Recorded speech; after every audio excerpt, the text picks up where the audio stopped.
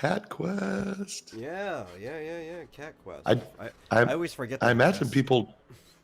I think people who haven't played it don't understand or think it's some silly little cat game or whatever. But it's like it's amazing. It's a great game.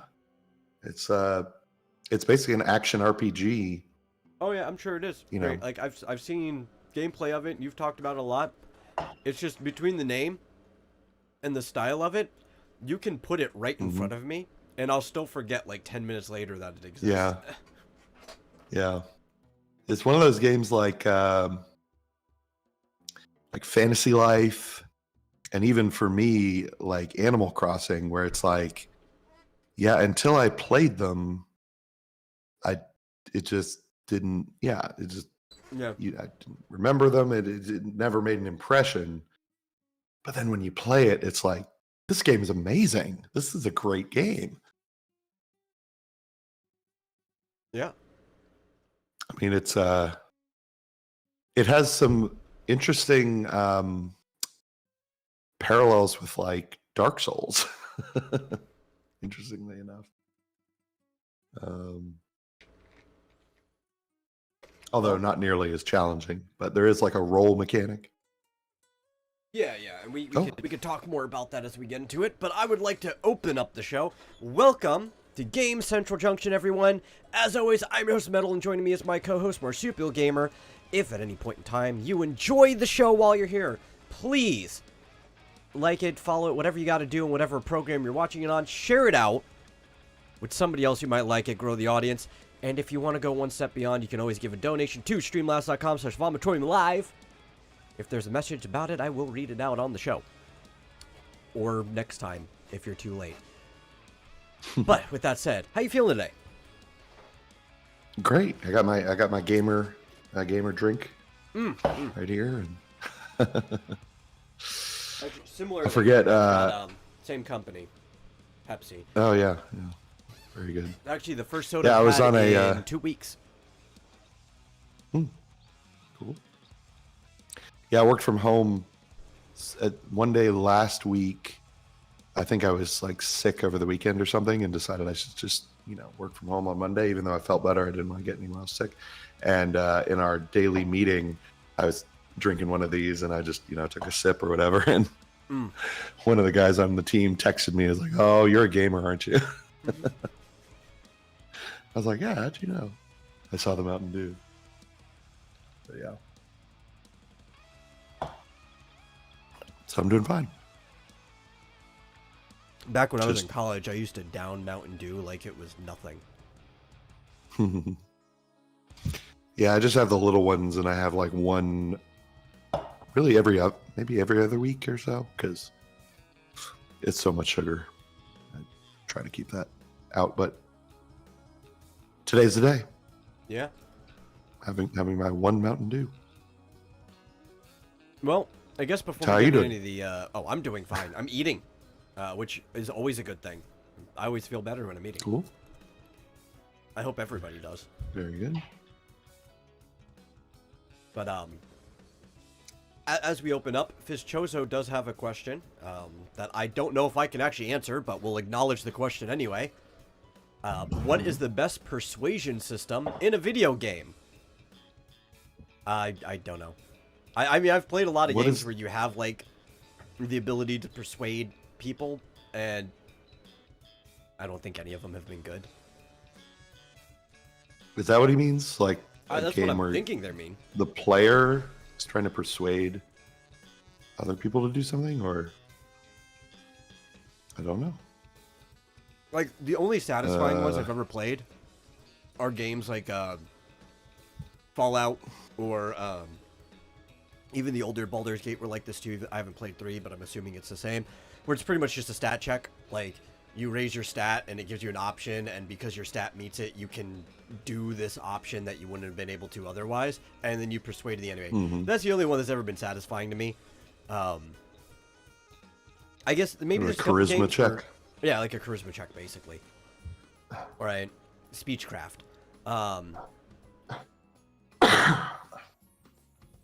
Actually, you know what one was pretty satisfying?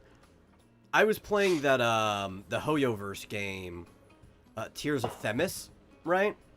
And you have to do these battles in them.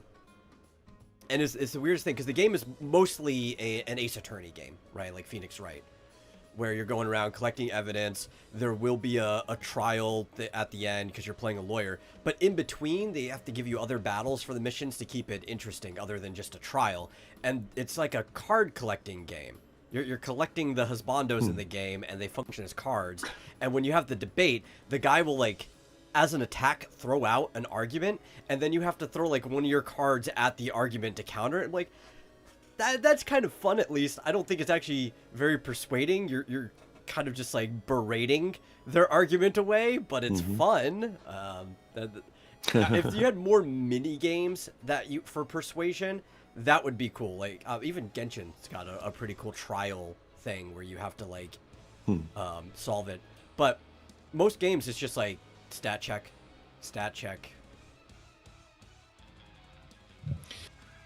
Yeah, I can't really. I feel like maybe I've played a game where. Yeah. I'm sure I've played some games where you had to choose whether to.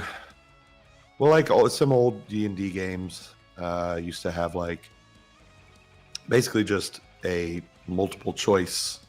You know, how do you want to address? And it was a stat check as well. Yeah. You know, how do you want to address this group of potential enemies? Do you want to try and be friendly? Do you want to be, aggressive or whatever? And sometimes the answer was friendly. Sometimes the answer was aggressive. You could potentially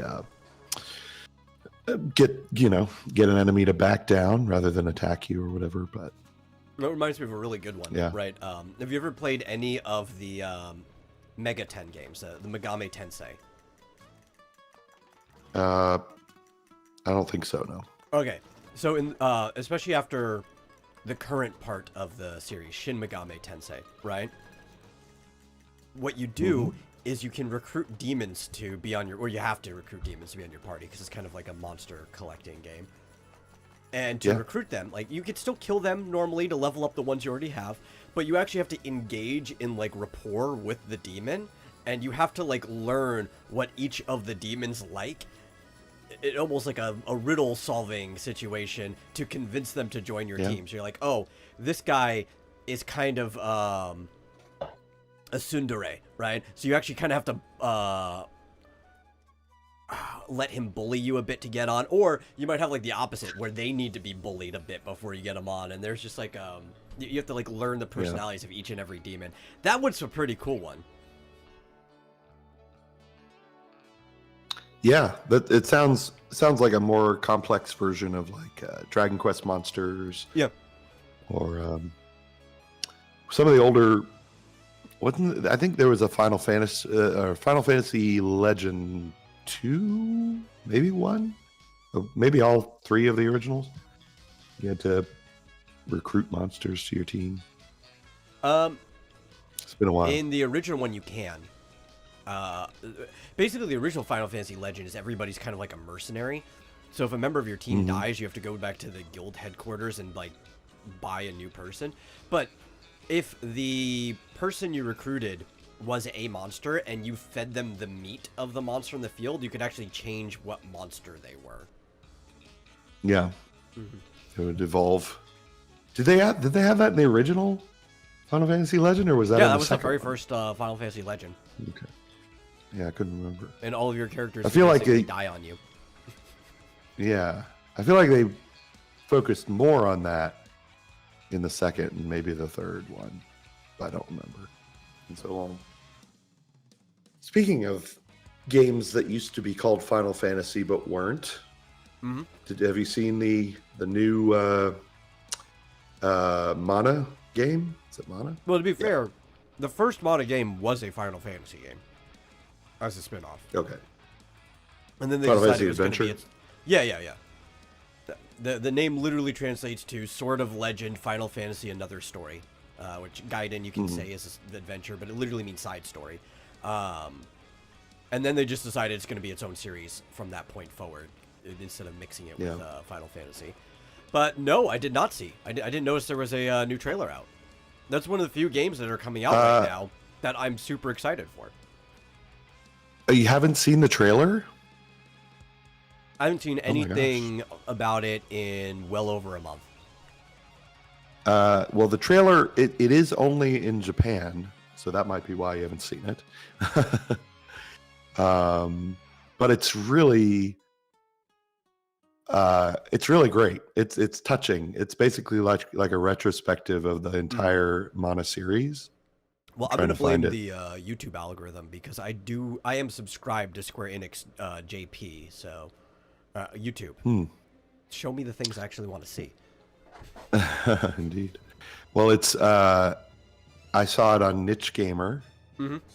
Let me see if I can find it. And what's funny is I didn't realize that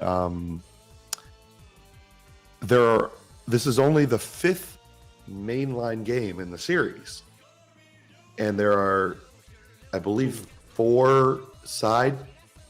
I mean, not including remakes.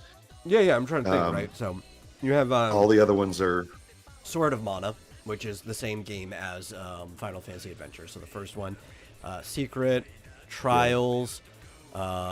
There's Legends of Mana, Children of Mana. Are both of those considered side games? Oh wow. Yeah. Those are spin-offs. I'm trying to figure out which ones aren't spin-offs then.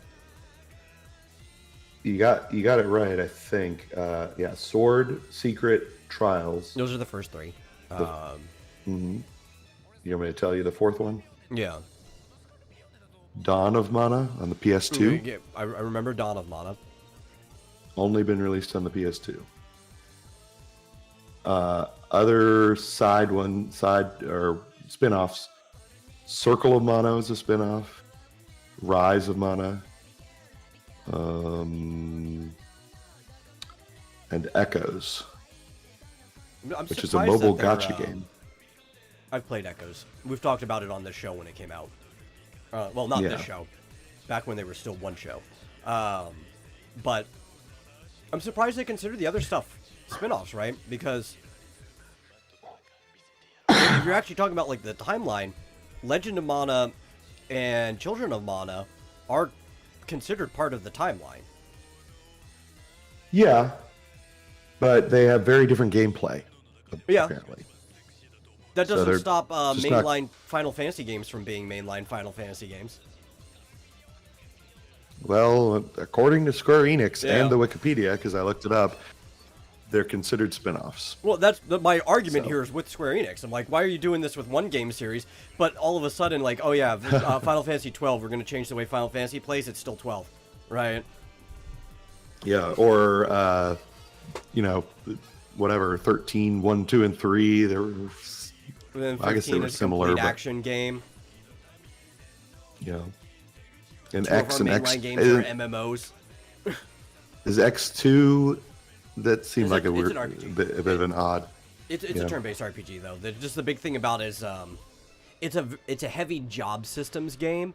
So it's people call it dress up Barbie with guns. But in many ways, it's no different than like Final Fantasy V was with the job system. It's just a bunch of different types of jobs. Like you can literally be a mascot in that one. Yeah. I'm trying to, let's see. I just wish the company would be consistent across all its games on how it defines things. That's my complaint here. Because as far as I'm considered, Children of Mana is a mainline game.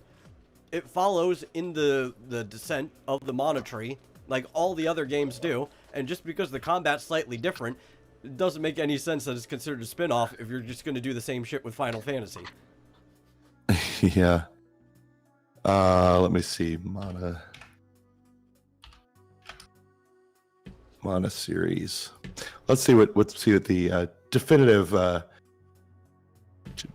source of truth Wikipedia says. Yeah. Of course.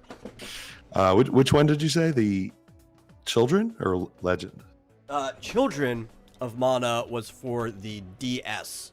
That was the one specifically I was talking about. Because I remember playing a lot of that one. The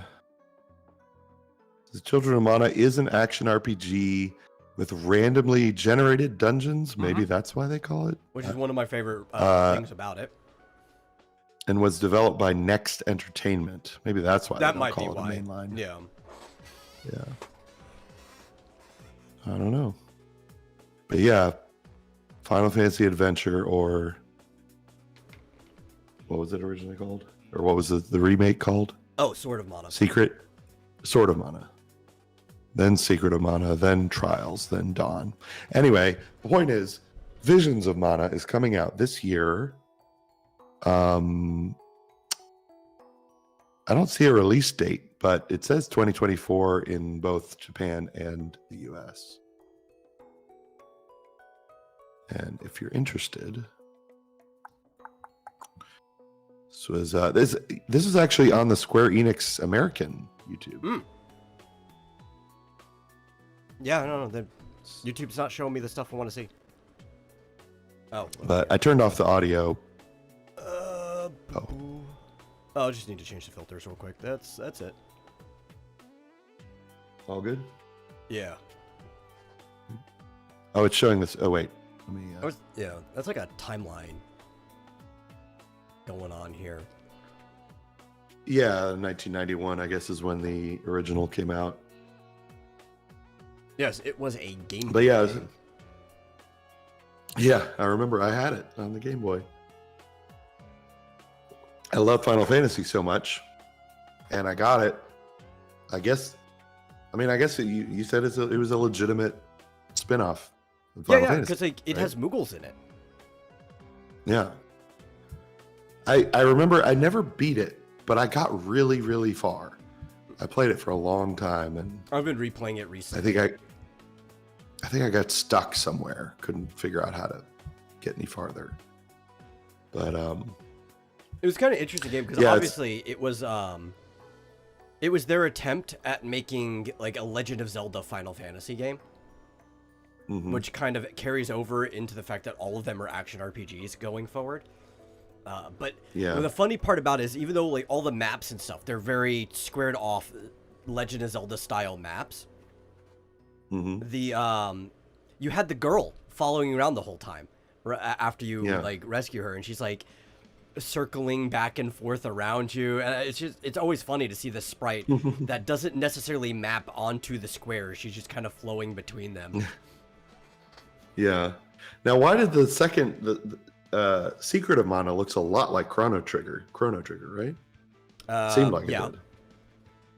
A lot of the same team that made like the sprite works and stuff for them were the same. Like, a lot of the sprite artists for Secret of Mana worked on Chrono Trigger, so that's probably why.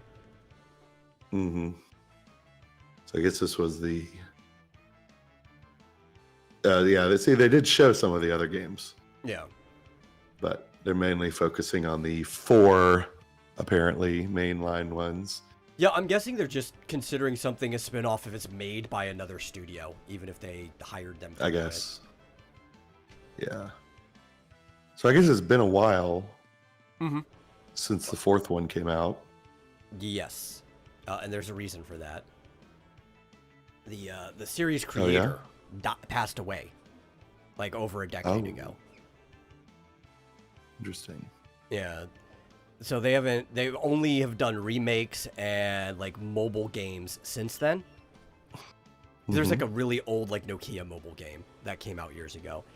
And I'm guessing what they decided to do, and this is kind of a theory I was having for a while, is that they're going to wait until they did enough remakes and there was a return in popularity before they've had the guy who was making all the remakes take over as the new series director. Yeah.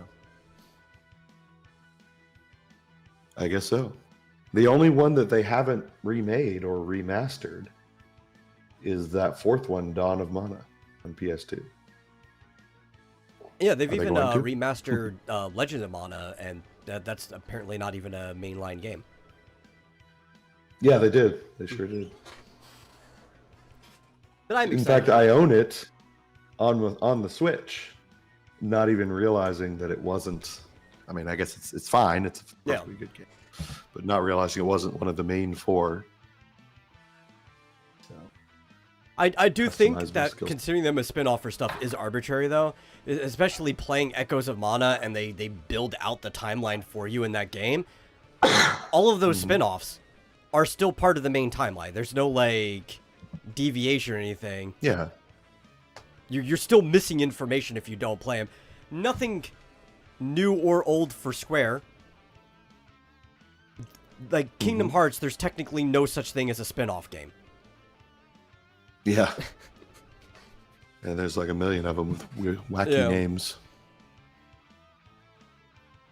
Vischoso let's asks, see. pertaining to the subject, the thing is, it's hard to find, I guess this isn't a question, but a statement, hard to find action RPGs with customizable skill sets. Yeah, I mean, I guess. So actually, one of the things I always liked about the older Mana games is everybody had the same skill set, but the characters were kind of different. So you could kind of just pick how you wanted them to play. Like, if you wanted the sprite to play more like a dwarf, you could just put the axe on the sprite, who was very nimble. And you could turn the girl into a summon bot if you wanted, right? Like, everybody had everything, but you could pick, like, what weapon. You could pick... not really what magic, but you could kind of set them whether they should or shouldn't use magic often. It was really cool.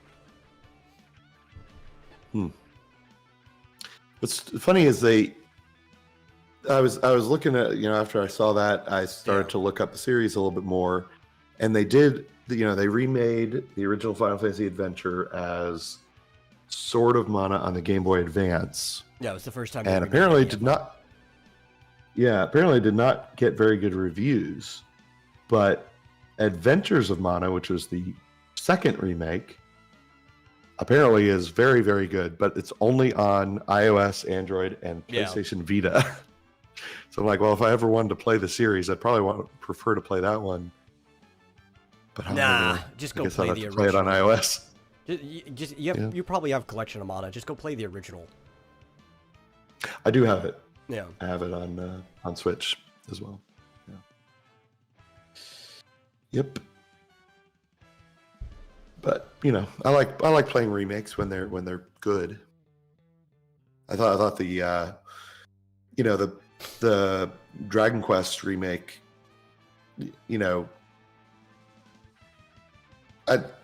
it's like the original wasn't bad, but like if you want to have a quick playthrough, they really sped it up. It's you level up really quickly, and even though you get through the game. Really the original was really fucking quick by comparison. Anyway, it was long at the time. There's a lot more grinding, right. But at the time that was like the longest game of its type, despite how short it is. Like, it took a while for things to get longer. Yeah, I mean, it's nothing compared to the original Final Fantasy, which is short too, but it's like probably takes 4 or 5 times longer than Dragon Quest. Our RPGs just kept getting like incrementally longer until like the Super Nintendo. Then they kind of stayed the same for a while until we get to the PS2 era, where like memory really exploded how much storage space was on a disc and what you could do with it. And then everything's just been getting out of hand. I like some long games. I don't want to have to invest 120 hours into a game. I want that to be optional. Again, Octopath Traveler 2, I love the game. It's a great game. In some ways, I think I might like the original more, but it suffers from the same problem. Yeah. That game is 60 hours minimum. I'll tell you, Final Fantasy VII felt like a marathon. Oh, well, I think average playthrough... I'm going to lean more on the higher side because most people get lost in that game. Average playthrough is supposed to be between 28 to 32 hours. I'm going to lean towards the 32 hours because one of the biggest complaints of Final Fantasy VII that people get lost in it. Speaking of good remakes, because you wanted to talk about this on the last show, but it wasn't the video game show. Both of us have been playing Final Fantasy VII Ever Crisis. You actually finally got a real taste of it. And we're going to talk about some live service game problems in a minute anyway, so I think this is a good transition. How you been feeling about Ever Crisis? I'm kind of addicted to it now. Yeah. Although, I'll tell you the bad thing is that last night I discovered auto mode. Yeah. So I've been And doing I was like, kind of well, this damn. similar. If I'm doing something else, I have Ever Crisis up on my phone, and I just have them like grinding things on auto. My like main team, I've been Yeah. using Cloud, Tifa, and Lucia, and they're like all in the 60s already level wise. Oh wow, you're Yeah. farther than I am. I think I'm up to my best ones are level 30, maybe 31. Everyone else is 50. But Like not like just 15. I've not been using yeah, them. well, Yeah. all my other guys are like 17 or 18. Yeah. But yeah, I mean the thing is, it's a little bit frustrating at first because you have to gradually unlock stuff. Yeah. And like I'm like, when can I get to I want to upgrade that thing, but I can't. Like Yeah, you I see like just the growth unlocked. menus there from the beginning, but both character and I materia know. are just like stuck there and there's nothing you can Drives do me about nuts. it. Yeah. Yeah, so I did unlock the character streams, which is cool. You can just upgrade all the Yeah. things,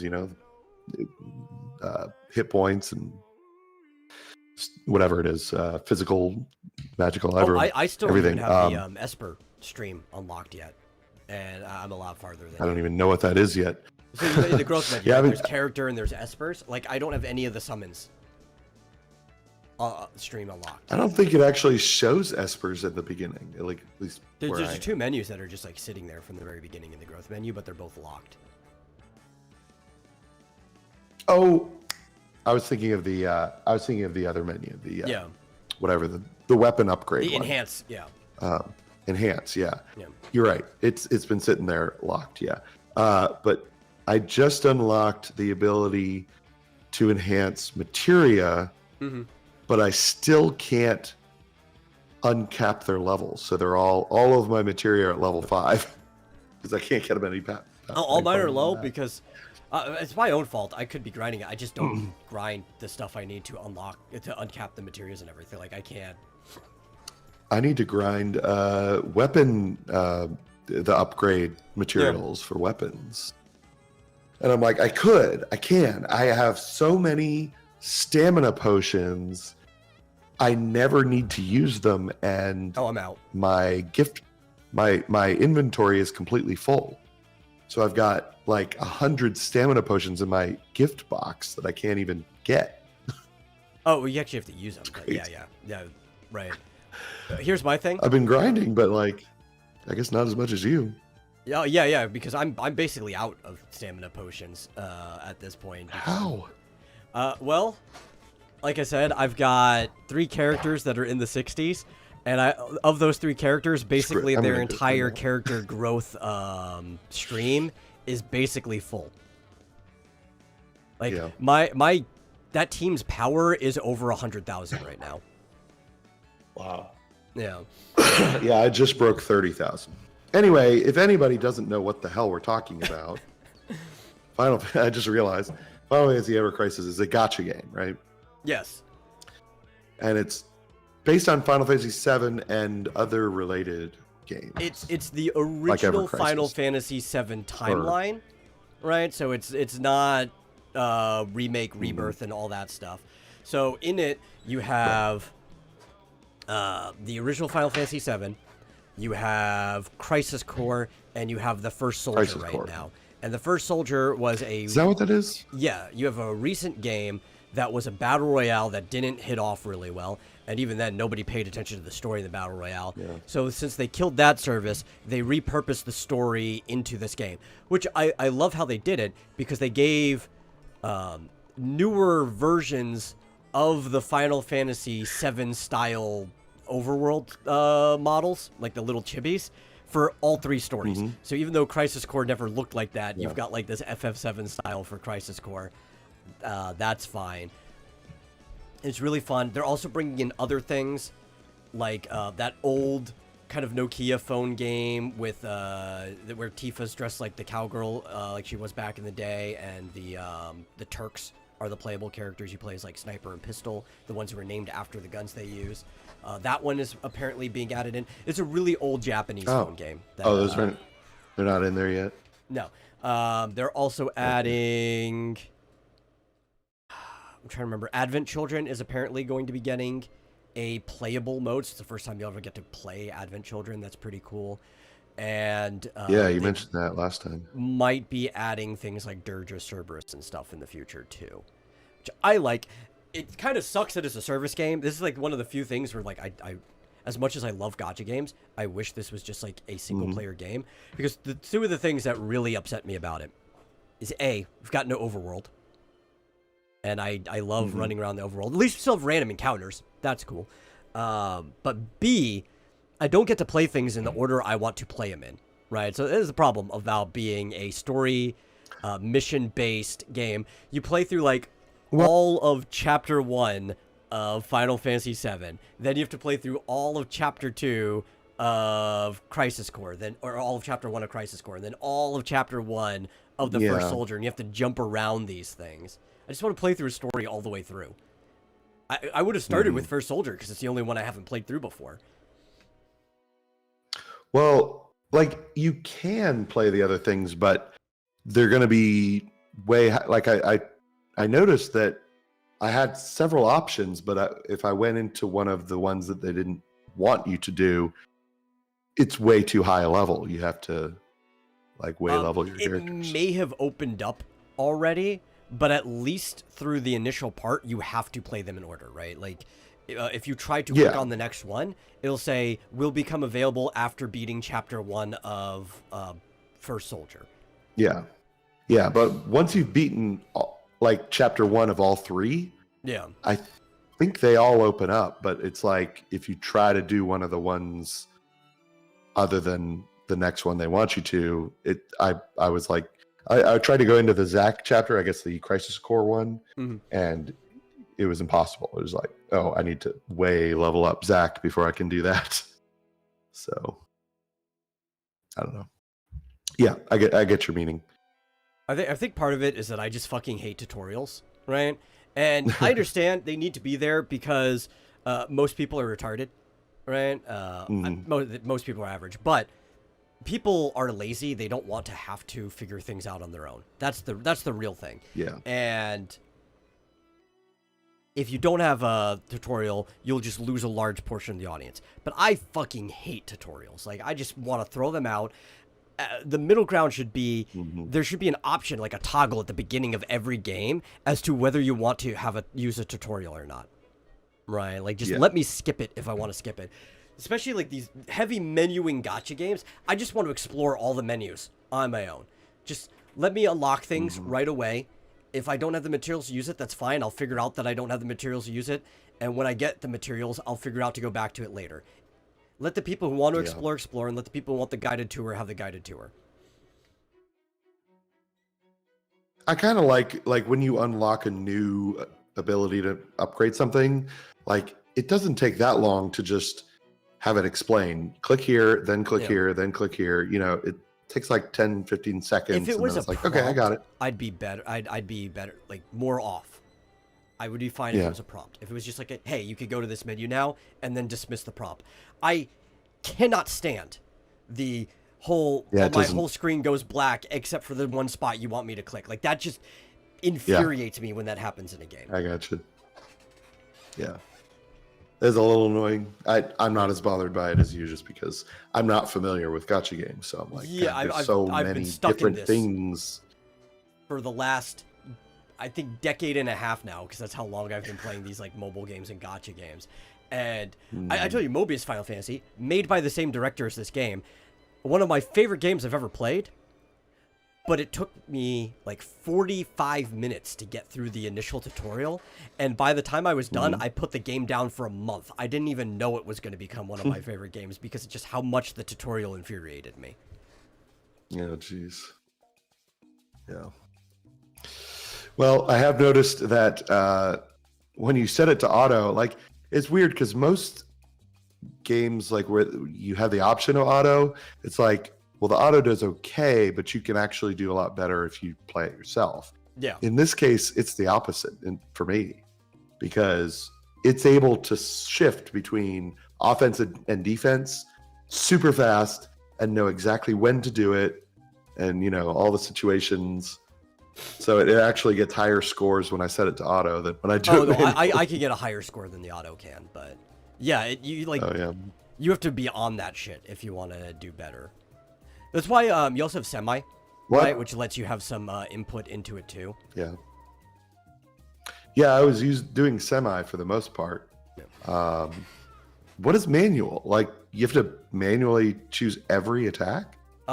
Well, Or- you will still auto, right? Like there's the basic attack that they do in Yeah. between things, and that's it. If you don't have any type of thing on, all they will do is that unless you hit it. So yeah, when the gauge is full, you have to pick the next move. You have to.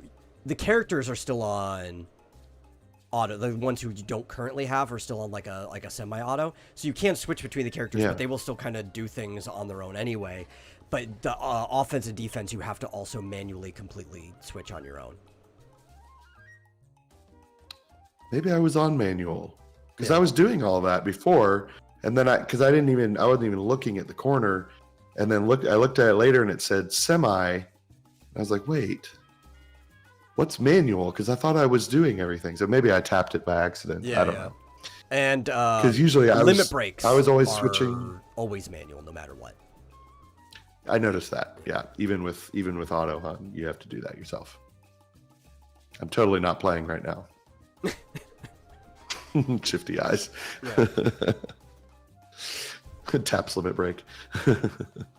My biggest Anyway. question is, why is this It's cool. game I like it. that can run on my fairly old phone at this point, because like I said, I still use a Galaxy 8, so this is a 2018 phone. It's about roughly the same power as a Switch, right? Why is this game not on the Nintendo Switch? That's a good question. I wish it was. Is it on Yeah. like PlayStation? No, it's only mobile and just- PC, as far as I know. Yeah. Yeah, I don't know. Maybe they figure. I mean, there's other gotcha games on console, so I don't know. Maybe it will be. I wish this game was on Switch. It's not going to Yeah. at this point. I don't. We're gonna start losing everything that should be going to Switch, because the Switch 2 is definitely on its way. A lot of developers already have dev kits. Now you can have dev kits Yeah. because it can take 2 or more years to make a game, more than 2 years out from a system. So it could be announced this year, could be announced this year. We have no idea when it's actually going to be announced. But developers have dev kits, so we know it's on the way. All these people are just going to wait for the next Switch. Nobody's going to port anything to it now, for the most part, outside of these smaller indie But like, things. it's not on PS5 either. No, it's not. So, or Xbox or anything. Though I don't think it would do well on PS5, right? Just because of the audience of PS5. There are gotcha games Yeah. on it, but the people are going to see that Ever Crisis, and they're going to see Final Fantasy Remake and Rebirth, and they're just going to play Remake and Rebirth anyway, because that is the PlayStation audience. Yeah, I guess you're right. Shows I use a 2019 Android phone. That's not old. I mean, Yeah, I can guess it still is. do a I lot don't of know. stuff. It is. It's not bad. Yeah. Doesn't seem old. It's like I'm on a 2018 PC right now. Yeah, yeah. It's still pretty good. But yeah, damn you, Metal! You've addicted me to this game. Well, the best part I've is never it's- done. I mean, It's gotcha, but it's barely gotcha, right? Like yeah, you can use their I call them their signature weapon, or like the weapon you're used to the character having, like Tifa's basic gloves or Cloud's Buster Sword, whatever. You can just upgrade that for free. You're gonna get all the pieces from playing the game. There's no reason not to use the gotcha points, but you don't need them at all. Like you can play the game without them. And the only other thing is, like, I have Tifa's bustier, the bunny bustier, because of course I was going to go out of my way to get Tifa into a bunny suit. But that's it. It's mostly like you're playing the gotcha, because if you get the stamps, you can get an outfit for the character. Woo. That doesn't really change gameplay much, you know? yeah. Although the outfits do give you They have some buffs. stat boosts. But yeah, I noticed that. Like, aren't most gotcha games? It's like tough to get certain things. Most of them are trying to get- character driven. So if you Yeah. want a character, like, you have to pull. This one is weapon driven, which is very similar to Mobius. Mobius Final Fantasy was the same way. The gacha was for jobs, which I guess are kind of the characters, but the game only had one character. And if you wanted a crossover character skin, which their job, you just played the event that was going on and you were going to get it for free anyway. Like, I had Lightning in Mobius Final Fantasy without ever having to pull because I played the crossover event. The gacha was mostly, I needed cards, which you could also still get some from killing the monsters because all of them were monsters and that's how you did your spells, was you equipped the cards. That was it. It was probably one of the reasons why I didn't make a lot of money. The other one was probably also how expensive it was to make compared to their other more like sprite-based games.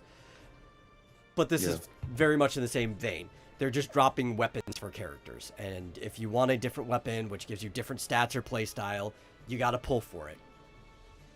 I'm already loaded to the point that I don't have to worry about that stuff. It's bonus at this point. Yeah, well, and I was going to say, like, I'm sure I don't have every weapon in the game, but it feels like I'm close because it's like they're all very low level, but I think I've got every weapon or almost every weapon. Every time I do a pull, very few times do I get something new. Yeah, that I haven't had before. So, but it's still addictive. I just like to see the numbers go up. Who doesn't upgrade and that's what it's all about. Get those tickets to do pulls and all that stuff. It's fun. Yeah. So on the subject, devs are very, very worried about live service games, which this would fall into. And I've been complaining about live service games for a while now. There's a lot that I like. There's a lot that I look at and like, there's no reason this game has to be a live service game. Like, I always bring up Diablo. Diablo should be a split service game where there should be a live and non-live version because Diablo was the first game to introduce seasons anyway, so I'm not going to complain about that. But there's a lot of games that are becoming live service strictly for monetary reasons and not for, like, artistic reasons. And yes, monetization is something you have to consider when making anything, but there should be, like, a merger, a happy reunion between the two. And a lot of games suffer for it. And if you don't make a game artistically for live service, I don't think the live service is going to stick around because people aren't going to want to play the game very long, right? There was a poll that came out. Who did the poll? Like, I had this up. It was the Game Developer Collective did a poll with a panel of over 600 developers. And it came out that 39% of people surveyed were somewhat concerned about live service business models, while 31% were very concerned. So adding that together, over half of people are concerned in total, and only 29% answered that they have either no concern or weren't sure. So that doesn't even necessarily mean that other close to third is positive on live service, because some of them are just like either indifferent or apathetic to it. That in itself. What's the concern about developers? Sustainability of live service models specifically is what this is going on. And I think we can kind of feel that with how many live service games that are made specifically for live service die within a year of them coming out. Yeah. It's kind of like, only the top, I want to say 1%, but probably less than that, of live service games end up being successful, but then you see them making billions and billions of dollars, and it's like so tempting, And I think it's everybody but you're not going to be the one. is tempted to try to become that forever game, right? They see games like Roblox, which has been around since 2006, and it's the highest grossing game company in the United States. If we're only talking software, obviously, like, Microsoft and Sony beat them out if you throw their hardware into there. If you look at League of Legends, which has been around since 2009, and they had been going strong, not as strong as they used to now, but they're still a very strong forever game. Fortnite is in there too, and Fortnite is becoming even more like Roblox, where it's hosting other games within its game.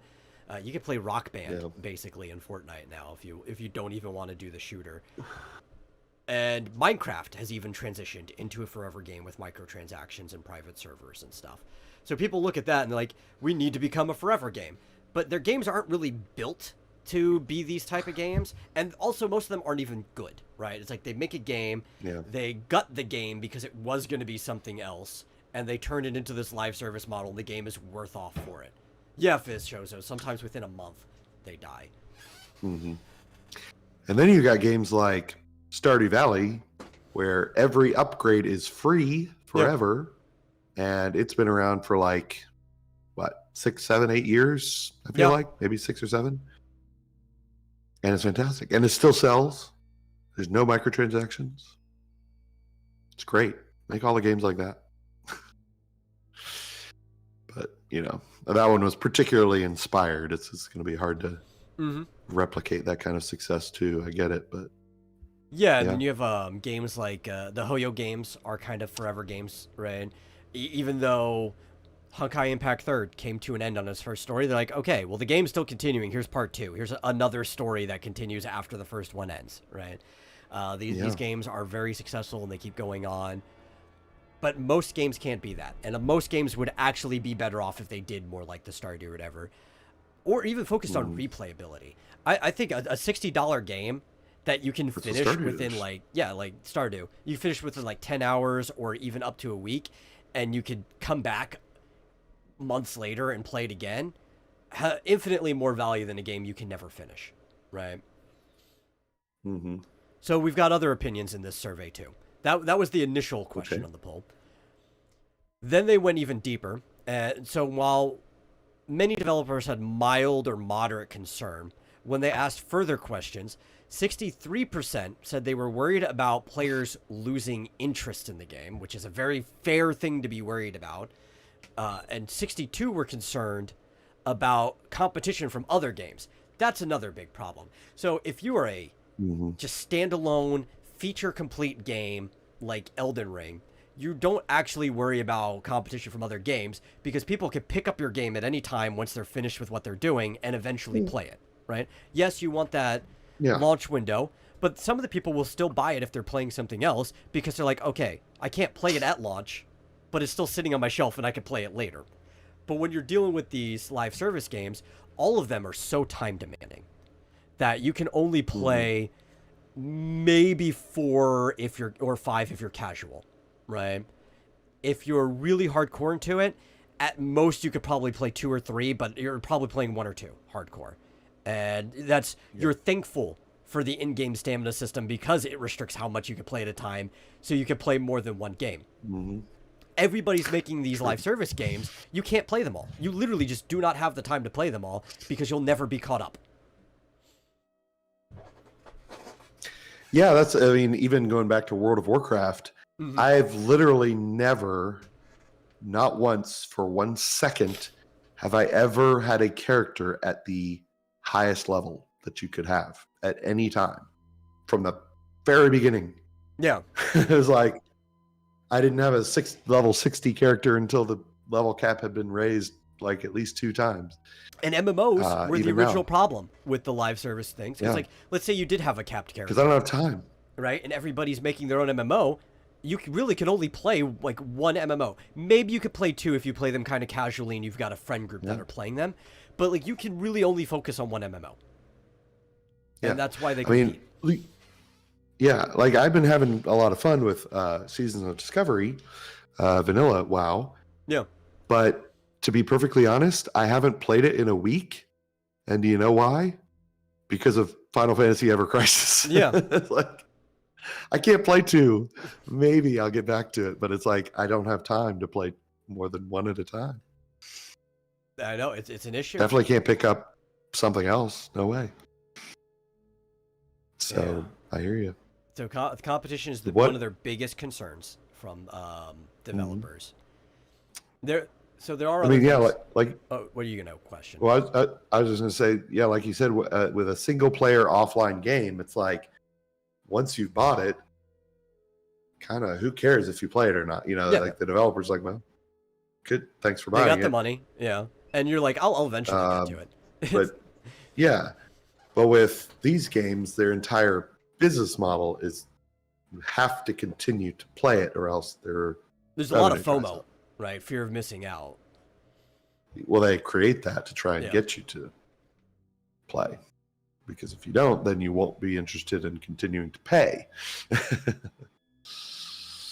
Yeah, it's an inherent part of the live service business model, has been since the first MMOs that charged a subscription. It's like, we need to keep you on that subscription. So, hey, look, seasonal events. You don't want to miss out on them, right? We're rotate. It's not the same rewards as last time because you need to make sure that you're playing it every single time, even if you're doing the Yeah. exact same mission. It's just, we just changed the rewards.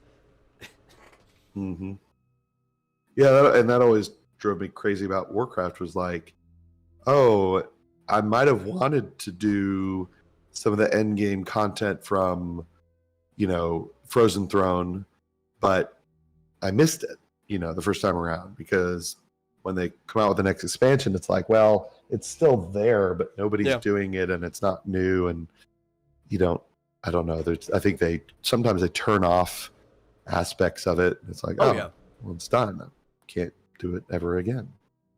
Yeah, and that's why, I think Star Rail does it a bit better than most, but it still has a little bit of that.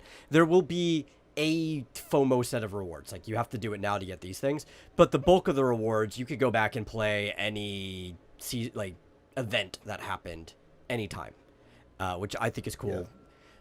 Yeah. I think that's a good thing for dragging players in. You want players to feel like they can eventually catch up if they try. Yeah. Yeah, World of Warcraft retail, forget it. Yeah, no. If you've never played before, don't even bother. You'll never figure it out. You'll never catch up. In some ways, there's no catching up, right? Like, eventually they added Classic, and even now there's a separate server of Classic that's going forward, right? What we'll call it the Rebirth servers. But, like, if you came in after Cataclysm before that, you just missed out on so much of World of Warcraft that you just never get to experience because the world has been changed.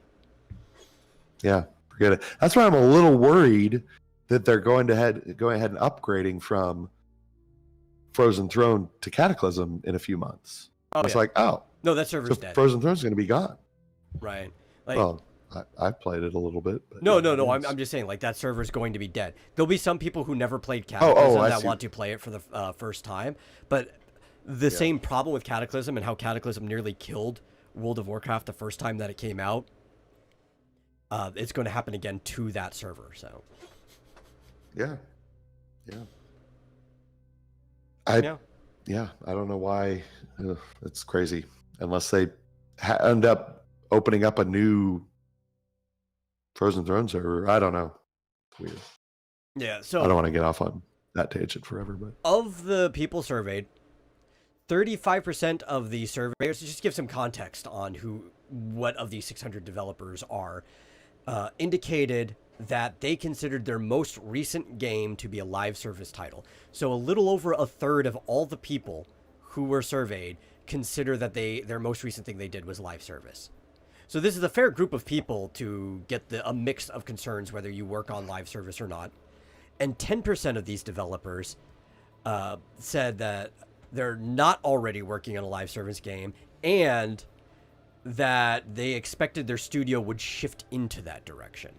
So it's like, we haven't made one yet, but our higher-ups are telling us we're going to end up making a live service game. And that's a little frightening because that will move everybody into 45% of this group. And if this is an actual representative group, then that you could guess around 45% of developers in general will be working on live service games within the next few years.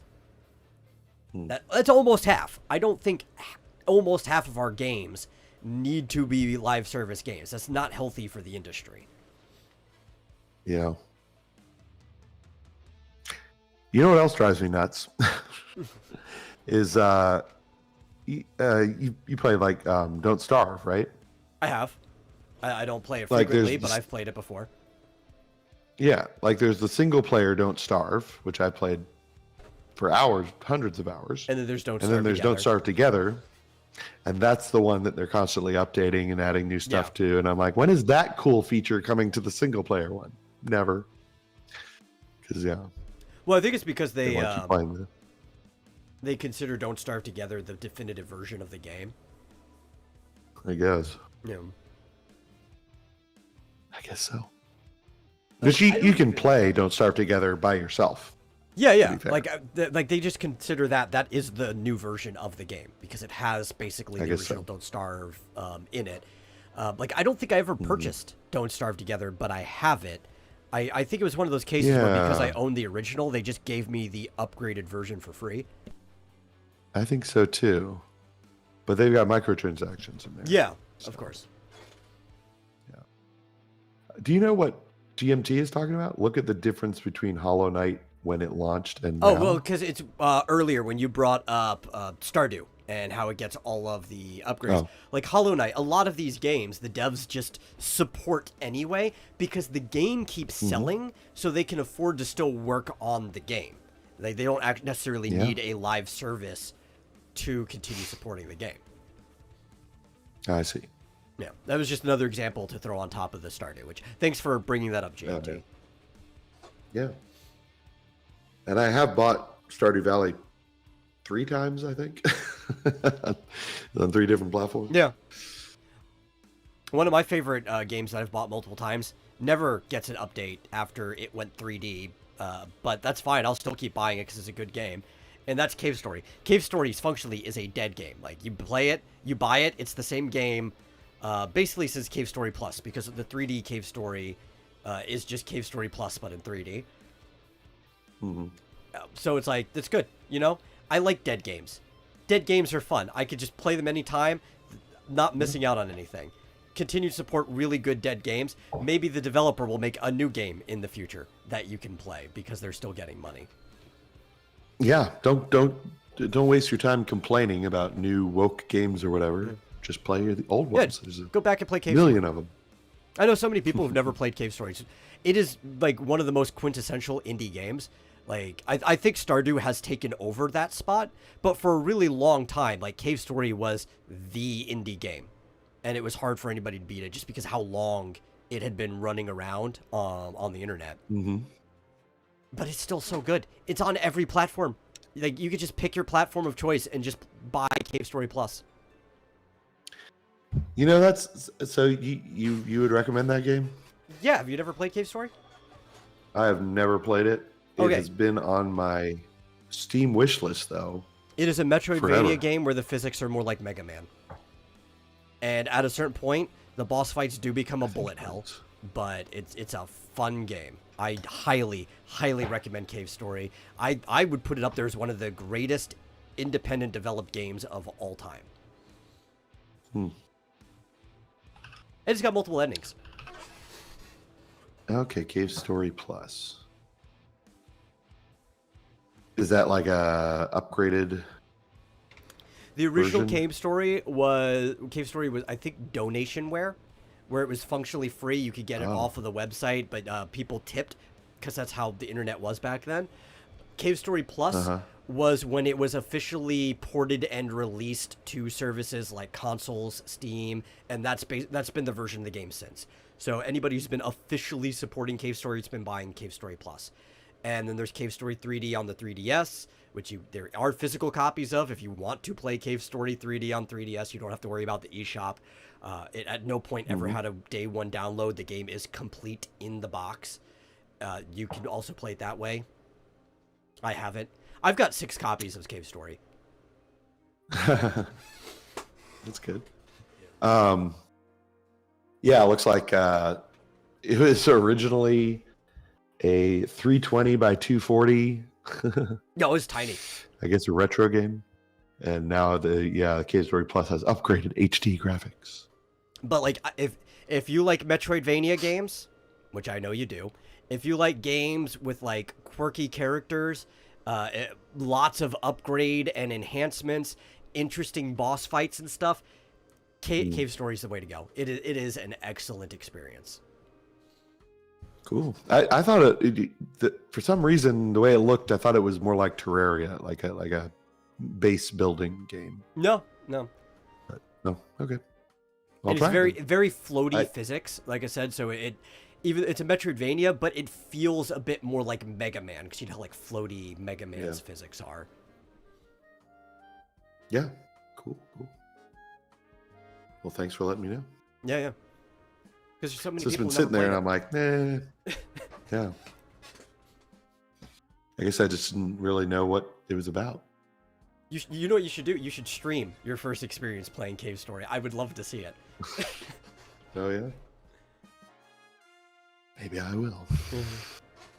Cool. Yeah. Fizz asked, which I think we already answered this, but I'll reiterate. If most live service games don't sell, or, I mean, I guess none of them sell, so if they don't do well, why do companies keep pumping them out? Because of the ones that do really well. It's like this golden goose that they're chasing, you know? They're looking at the expected average. They're chasing the dragon. Yeah, it's like, why do people play the lottery? You're not going to win.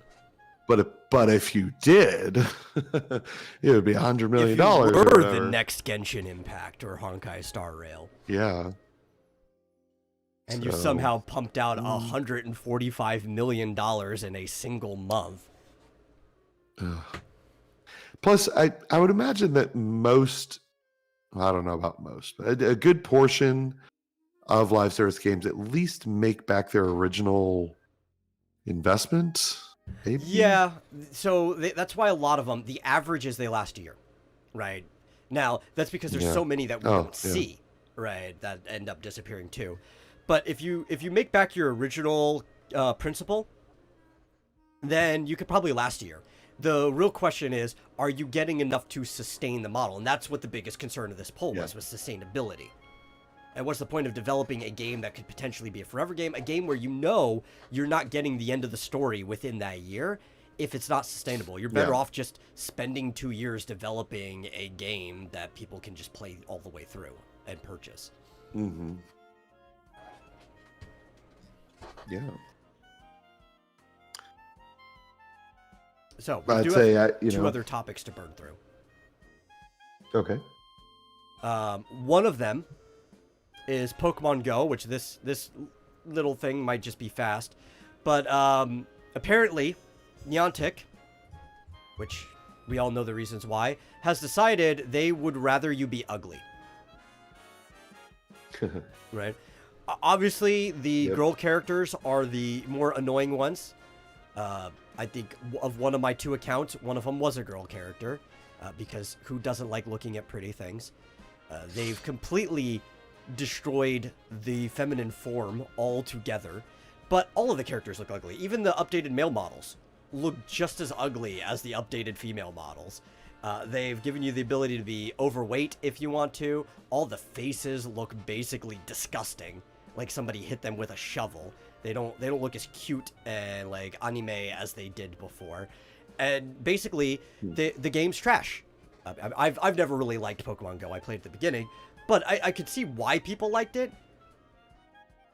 But since the social aspect was a big part of Pokemon Go, your avatar is a big part of it. And if they're going to make it ugly, you're killing part of the social aspect of the game. The only thing that's keeping it running. Yeah, like, so they're taking away, like, if you have an existing character, they're changing it. Yes, all of like that completely kills the entire narrative that they're trying to give you choice, right? Player choice. Like, oh, we want to be able to give you these. If you don't like these other options, you don't have to choose them. That's what they always say, right? They're not doing that. They're taking away potentially what you chose and wanted to look like. That's the biggest issue, right? Have your character. I'm not against the idea of adding more body types, right? Or even like a weight slider or something. If somebody wants to be fat in a game, more power to them. Bob from Tekken is one of the coolest characters, and he's fucking fat as shit, and believes he has a perfect body because he built his body for fat specifically for fighting, right? So it's kind of a joke that he's got a perfect body. Like, if you want characters like that, more power to you. But why did adding other body types have to make all of the models uglier, right? For agenda-driven reasons. But like they got rid of the base model. Like, no, this is what women look like. They even said, we're gonna let you look more like you. was like almost their exact words. You have the options to look more like you. First off, aside from maybe women, but they would still prefer to be an idealized version of themselves. Most people don't want to look like themselves in games, right? Men want to become whatever character they have. Women, even if they want to look like themselves, again, it's a more idealized version of themselves because there's like empowerment in being sexy, right? Or a lot of people, both men and women alike, like to play a character they're attracted to. So a lot of them will pick the opposite sex, maybe even the same sex if that's what you're into, but they will make somebody that they would be specifically attracted to. That is a just common thing that people do in games. I do that a lot. I mean, with like AI companions becoming more and more popular, you would think there would be this thought of like, well, what if I wanted to play this game not as me, but as my AI companion who is a perfect, beautiful woman or something like that. Yeah. Like it completely destroys, like I said, it destroys the original narrative, which was even as they're saying now, we want you to look more like you. Well, what if I looked like the character I was and you just took it away? Yeah. Or actually, tangent when talking about people like to make characters they're attractive to. I always found it funny when people are like, oh, there's got to be something wrong with that guy because he's playing as a girl, right? And there's tons of reasons why men play as women in games. But if you've ever looked at the type of like custom characters that guys make, half the time it tends to be their girlfriends or wives. Like they literally just make their girlfriend or wife in the game. A lot of times without even thinking about it, it just happens, right? And like girls will get jealous too. It's like, look at the girl he's playing the game. And then if you were to put their custom character next to a picture of the person complaining, it's like, bruh, this girlfriend is literally you. yeah, I've seen that. Yeah,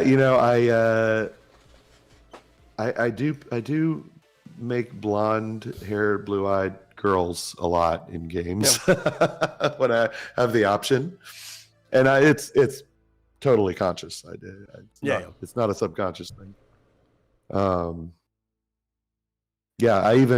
I think I never tried marrying Haley in Stardew Valley until after I started dating Peach.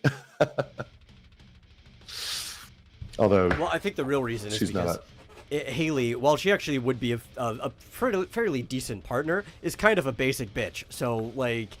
Yeah. Oh, yeah. I know. Yeah. But she's easy to please. All she likes is sunflowers and coconuts. Is it in real life? She would be a pretty good partner, right? Like, she just wants to be like a normal wife. She has very easy interests. Like, if you just gave her a little bit of money to go shopping every so often, she'd be happy. She would never complain at you. Exactly. Right? Yeah.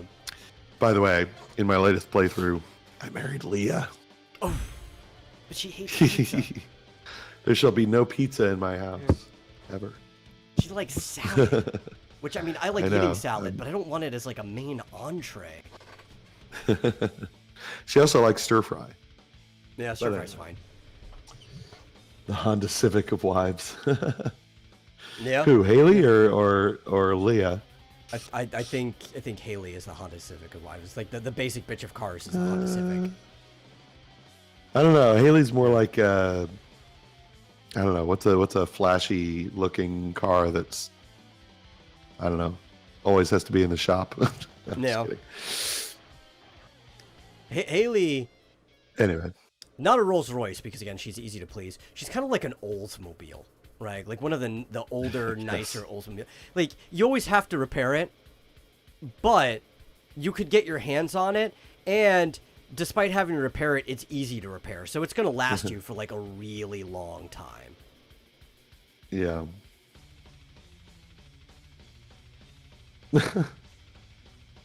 Fizzozo. You always have such interesting ideas. But I think the main reason an 80s Lambo, I think an 80s Lambo is probably a pretty good comparison too. I'm fine with that one. But It's because of the investors in Niantic, right? Fizz even asked, why would Nintendo let this happen? To be fair, Nintendo is extremely hands-off on Pokemon game spin-offs. They're kind of hands-off on Pokemon in general. Like, they have people who work there, but the Pokemon Company is its own separate company that is co-owned by Nintendo and Games Freak, right?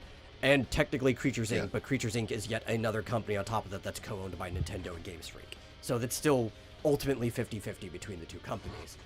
But they're fairly hands-off because this is going through a subsidiary and then through a third-party company that they kind of just let do what they do.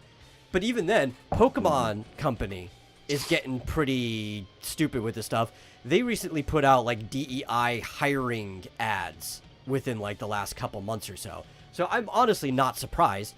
And then you look at, like, investors for Niantic, and it's BlackRock and Vanguard, who are two of the biggest proponents of pushing ESG, and they both have their own ESG measures that people use for loans and stuff.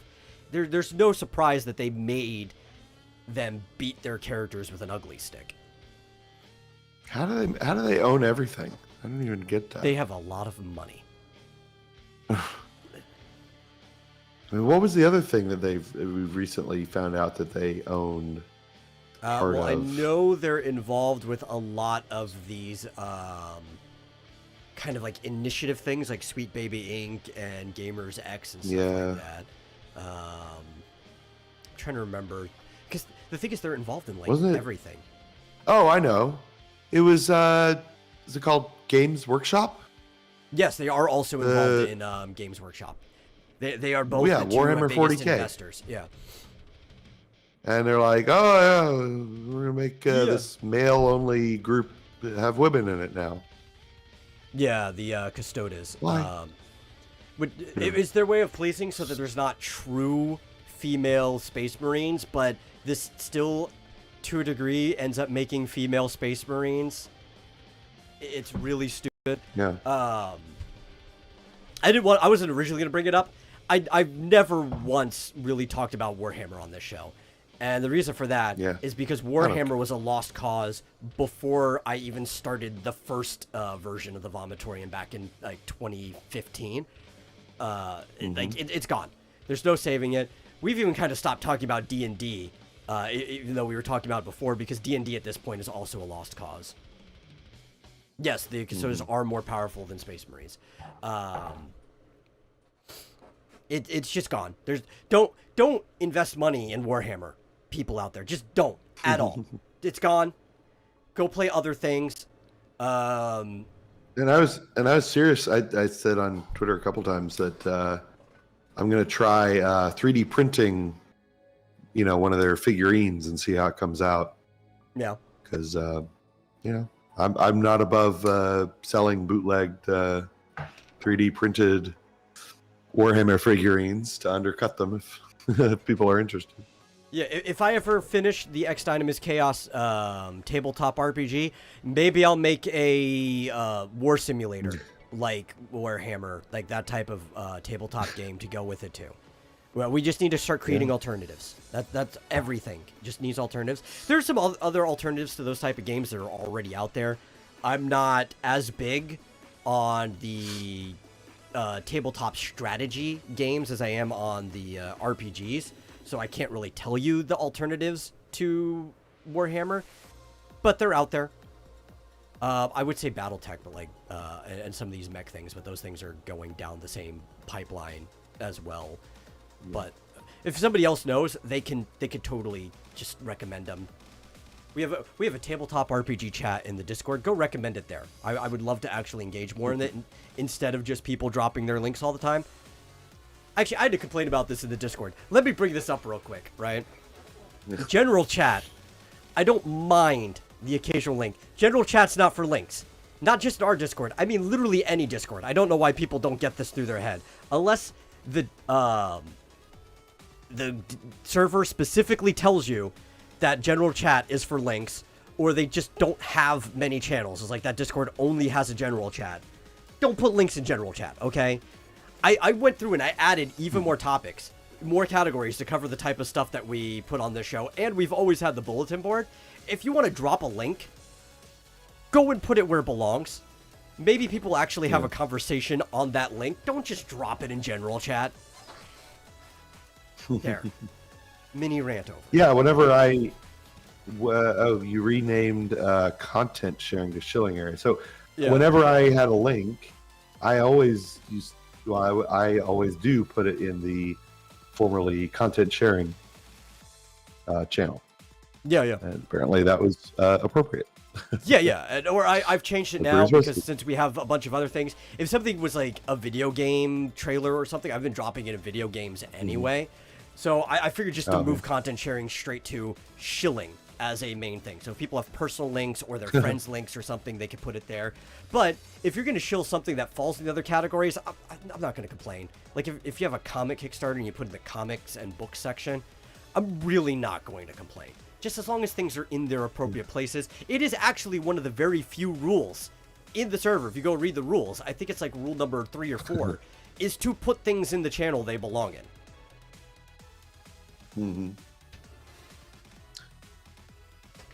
I don't know the answer to that, Fizchozo. I've never played Roblox, so I'm sure you can research it yourself and find out. I guess you can charge people. Yes. So there's a creator program. Roblox takes their cut, but if people spend V-Bucks in your game, you do get a portion of those V-Bucks when it comes to payout. So yes, yes, you can. And GMT is a mighty robot, apparently, immune from furries. Yeah.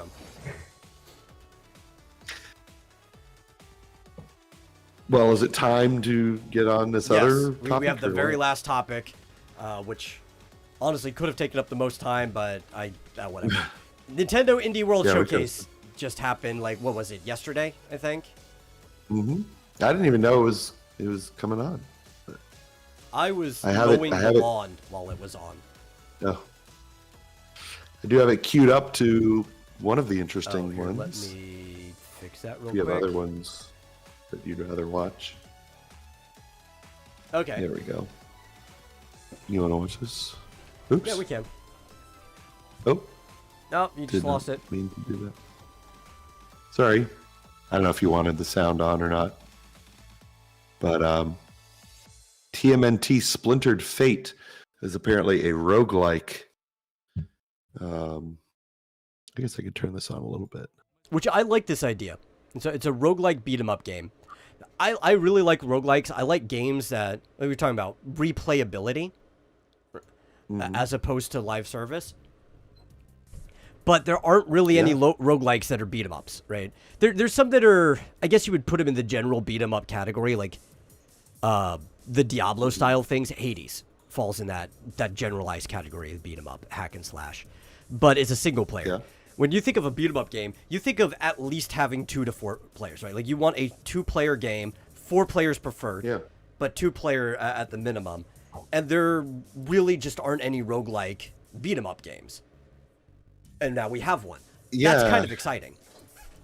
How is it, like, if somebody dies, can they come back, or I don't know. Are they done for that run? I don't know. Yeah, I don't know how a multiplayer roguelike is going to work.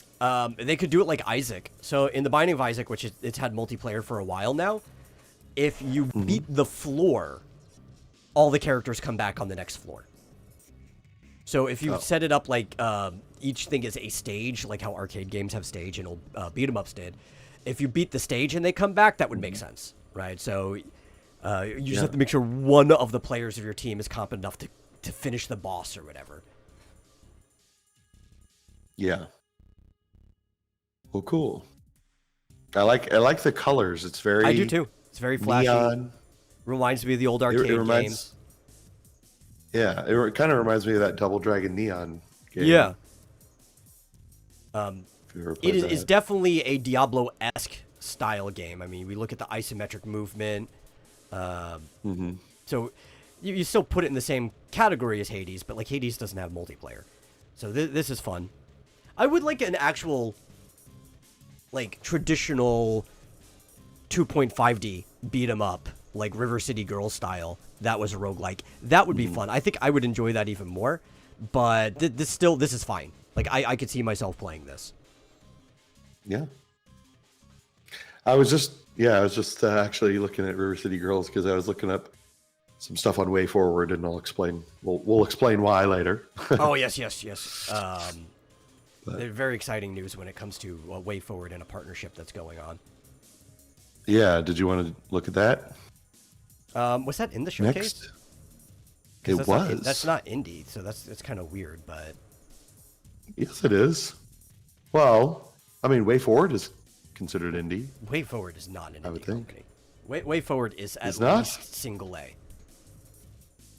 I guess, or double A. Yeah, like Way Forward. Um, Way Forward has helped indie companies, but Way Forward's hasn't been indie for fucking decades. okay. They work with licenses for the most part, you know. Well, yeah, I guess. Anyway, you want to talk about that? Yeah, we can. We got. Also, the person Yeah, who's paying them is definitely also not indie. So, like, I don't know why this is in the showcase at all. To be honest. Yeah, I consider them to be indie. I mean, they don't. They're not owned by freaking Microsoft or Sony or. I mean, they're an independent publisher. They publish their own games. Yeah. Right? I guess they're just the budget they have. I think is a little too big to really be considered indie. Okay. Can you hear that, or is it too soft? Well, I think I have you too soft. I think that's the thing. No. There we go. I can turn it up. I I can had turn you it in like off. 15%. Okay. Yeah, but also like again, Atari. So Yeah. you can consider Way Forward indie all you want. If Atari's licensing them the game itself can't be indie. I guess. Because Atari is a major publisher that's been around for like what 40-something years. Mm-hmm. Even this is a sequel to a 42-year-old game. Yeah. But I mean, it's very Way Forward. Just the Oh, it is. graphics and the movement. And what occurred to me was Way Forward has a lot of games with female protagonists, Yes, they always have. and they're all excellent. They're all fantastic games. Yeah. And they allow their female protagonists to be feminine because at no point does it stop their characters from being badass. If anything, allowing them to be Yeah. feminine makes their characters more badass. Because you look at like Shantae, I forget the main character from their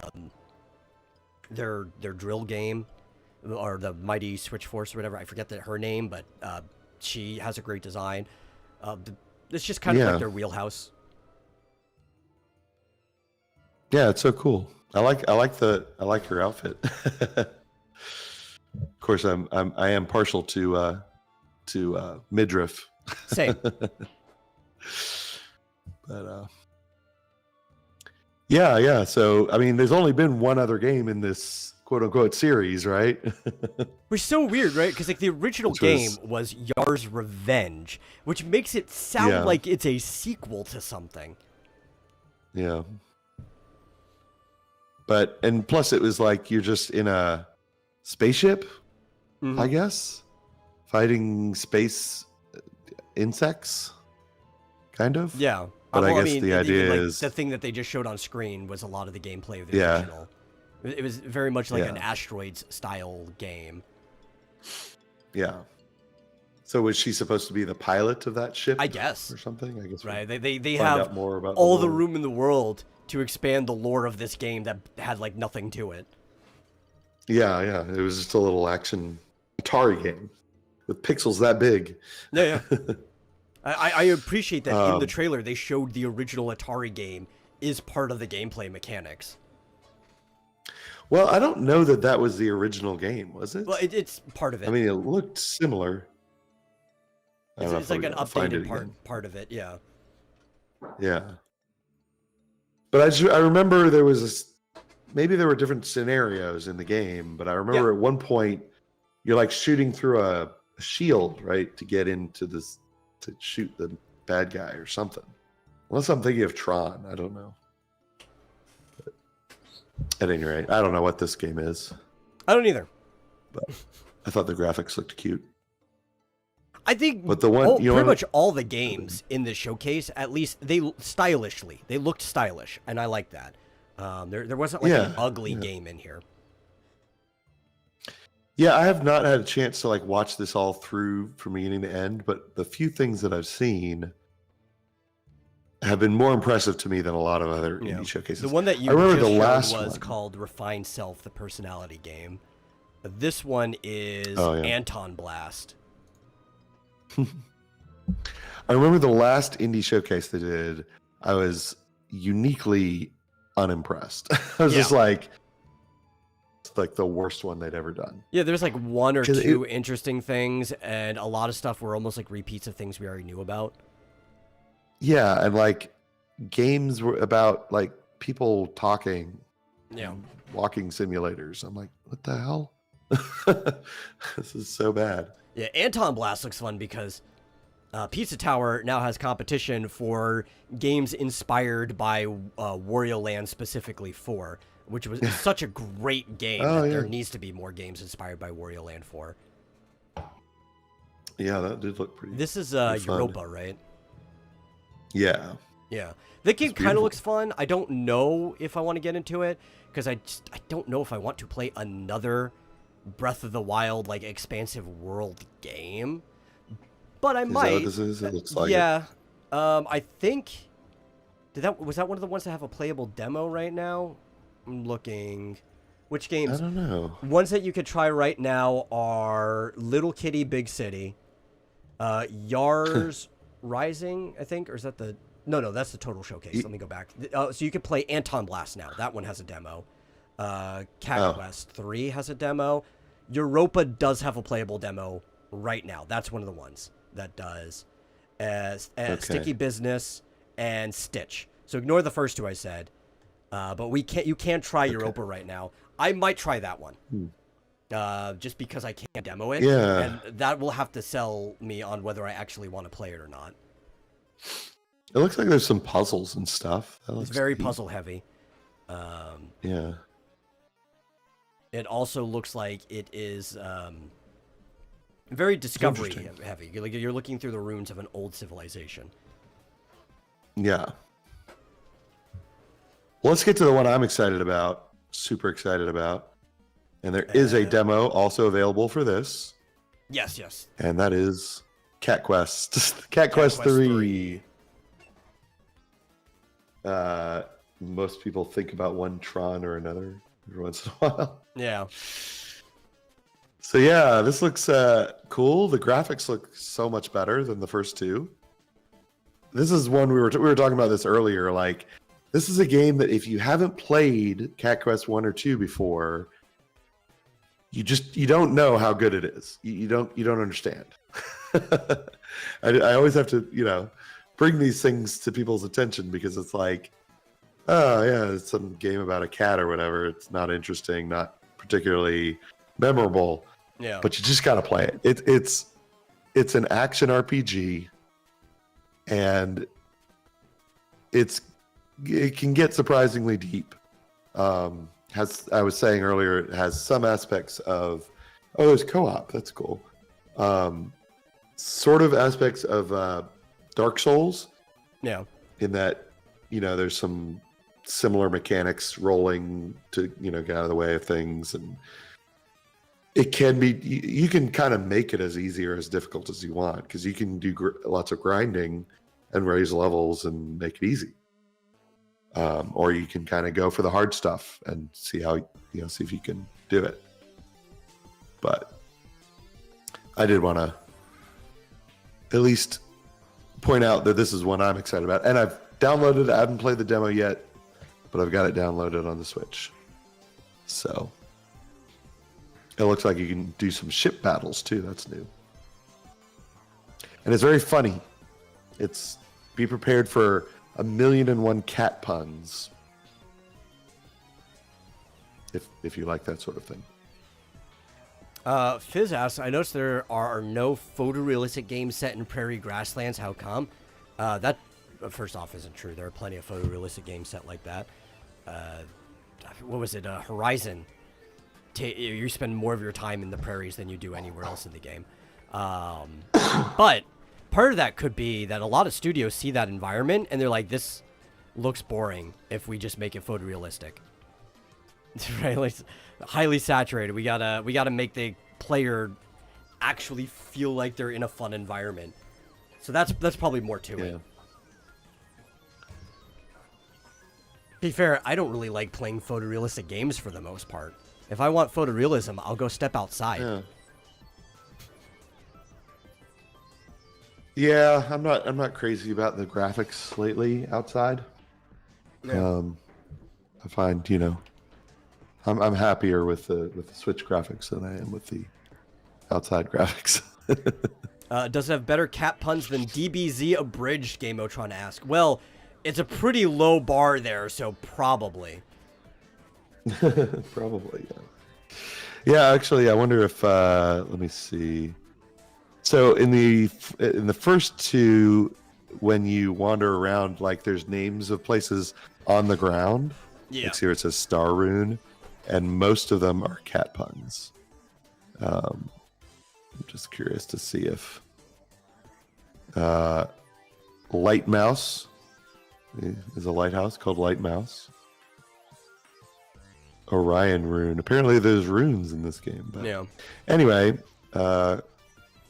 yes, they're very. I didn't find them to be annoying ever, frankly. Yeah.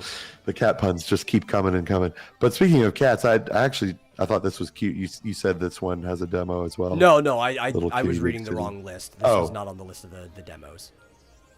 Oh, okay. Cat Quest is. But This one actually. Yeah. This one looks like a poor man's Stray to me. A little, yeah. Doesn't look as good as Stray. You know what? I do think there might be some of my personal bias there. Fizchosa says grasslands don't look boring. I've been in them. I just don't understand why photorealistic games have the same settings. It might be the fact that I live at the bottom of the Great Plains, so I'm just used to seeing prairies and fields my entire life, which make them kind of boring. Like, it's just the setting I'm in. Probably somebody who lives in the Sahara Desert would find running around in sand really boring in a video game. Indeed. Well, anyway, I think that's all I was really interested in showing. Yeah, I don't think there's really much else. Yeah, I mean, if people want to go, it's on Nintendo America's YouTube channel. We only showed I don't know, less than a quarter of what there was, and I thought it was a really good, from what I saw, showcase. So check it out. Yeah. But that's also, I mean, I just like the way it looked. I love stylized games. Like I was saying before, I don't really care for photorealistic video games. It was kind of cool when people were trying to move forward towards it in the past because they couldn't hit it, so they still had to try to be stylized. Even like, I don't know, like the way what looked? like older games, like going back to the I liked all anything. of the way these games looked, but like say the way PlayStation 2 and 3 era games looked, where you couldn't quite hit the photorealistic graphics, so you still had to stylize them to some degree, right? Even though they were trying to get there. But now that you can literally just make grass that looks like grass, like people were complaining about the grass in Elden Ring. I thought it looked better than most of the photorealistic games that they had, because like I don't want to look outside. Like, I go outside all the time. I could just go outside. If I mowed the lawn yesterday if I want to see grass. Yeah. And I feel like, you know, people have asked, like, why the hell do these AAA games cost so goddamn much to make? It's because they waste time trying to make the fucking grass look real. It's like, who cares? Yeah. But of course, if they don't, then idiots will go complain about it. But I'm like, is the gameplay good? That's... Why are you making every strand of grass look good if I can't actually mow the lawn in the game? Exactly, yeah. And they do. They have like these... They have teams of people whose entire job is to make these stupid, you know, materials look very realistic. And it's like, That's why these games cost hundreds of Fucking millions of dollars, 4K and they end up texture mills. and they end up having to make them live service games. It's literally the only way they can make their money back is if they bilk you for every dime you've got. Yeah. It's ridiculous. People should stop asking for that because it doesn't add to the game. My opinion. I completely agree. Like, now maybe if you get your physics engine to the point that because one of the cool things about, say, Breath of the Wild is that you could create updrafts from setting the field on fire, right? Like, if your physics engine matched the level of detail you put into the game, and I could start a forest fire and it impacted the game, then maybe I'll start caring about the amount of effort that you're putting into this otherwise pointless thing. But in the meantime, like, I don't care about grass that I'm just going to step on anyway. Yeah. Yeah, if you could make a forest fire and it ends up burning down the village you were supposed to save. That would be fun.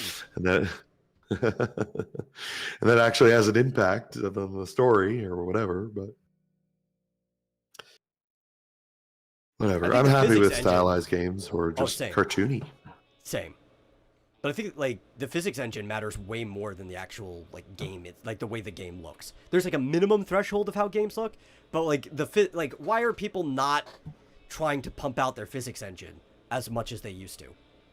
Because I really don't see much of a difference between Unreal Engines 4 and 5 as far as, like, a lot of the physics. So there's some particle stuff, there's some ray tracing and stuff too, but it's not like the huge leap from 3 to 4.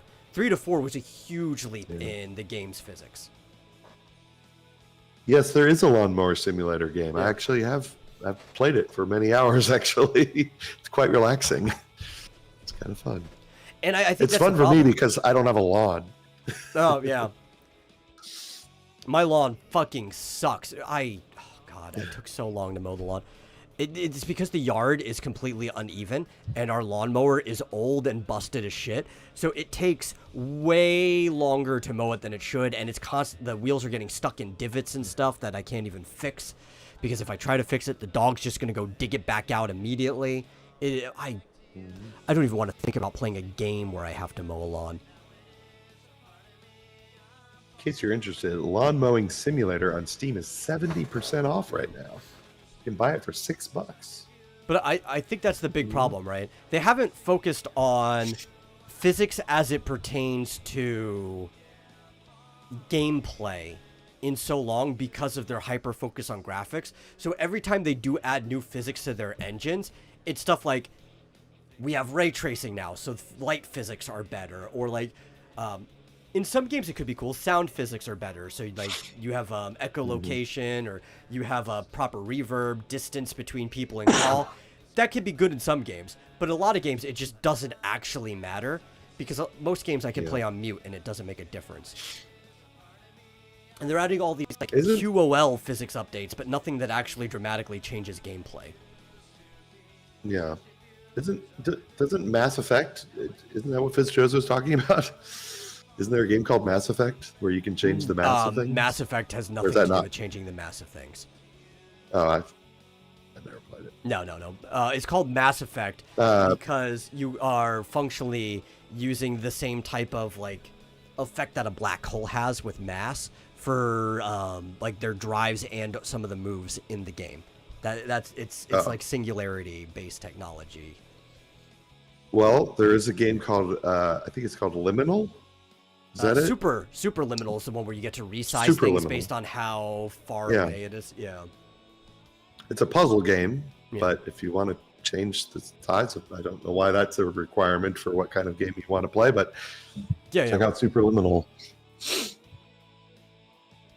Which doesn't necessarily change the mass.